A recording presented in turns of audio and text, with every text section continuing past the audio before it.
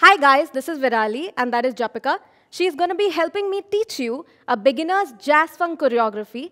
But before we get started, I really want to tell you, please loosen up, have some kind of cardio in your body. Make sure you do a nice stretched out warm-up because you do not want to pull a muscle. It's not going to help you if you directly get into a tagada jazz funk choreography. Yeah, so I will not be taking you through a warm-up series, but please do it for yourself. Can we get started? Yes. Awesome. Let's go. The first one, of course, has to start with a jazz walk because it's me. So what we're going to do is I'm going to go to the side. We're going to start with a side jazz walk today.